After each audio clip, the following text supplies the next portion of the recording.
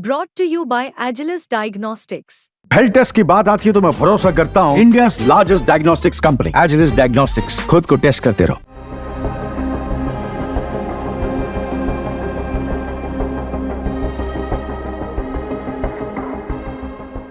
बांग्लादेश की राजनीति में एक ऐसा वक्त आया जब शेख हसीना का नाम फिर से सुर्खियों में छा गया है।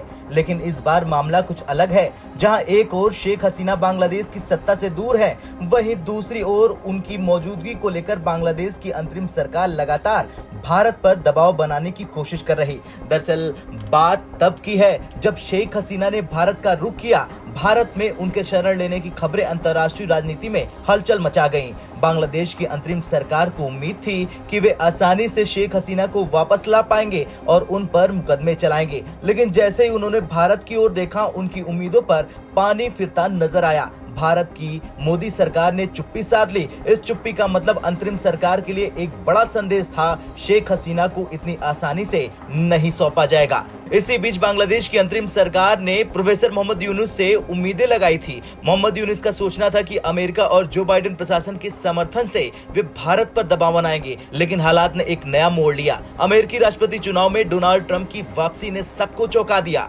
ट्रंप ने पहले ही बयान दे रखा था कि बांग्लादेश में हिंदुओं पर अत्याचार हो रहे हैं। ऐसे में अमेरिका की नई प्रशासनिक स्थिति ने अंतरिम सरकार की मुश्किलें और बढ़ा दी है। बांग्लादेश की अंतरिम सरकार ने हार मानने की बजाय इंटरपोल का सहारा लेने का फैसला किया।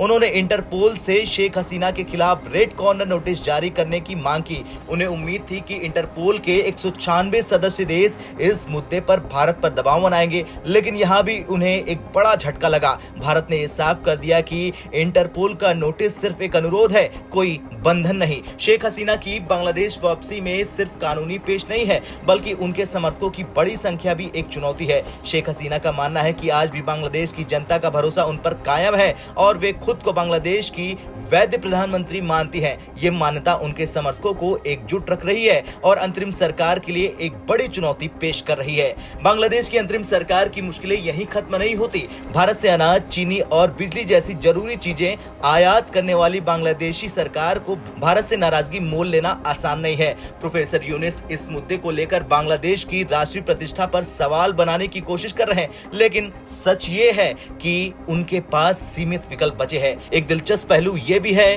कि शेख हसीना भारत में रहते हुए भी बांग्लादेश की राजनीति में अपना खेल जारी रखे हुए हैं। भारत का समर्थन पाकर उनका आत्मविश्वास और भी बढ़ गया है। बांग्लादेश की अंतरिम सरकार अब हर ओर से घिरी हुई महसूस कर रही, क्योंकि उनके पास न तो खुद को वैध ठहराने का पूरा आधार है, न ही शेख हसीना के खिलाफ कानूनी कदम उठाने की पूरी शक्ति।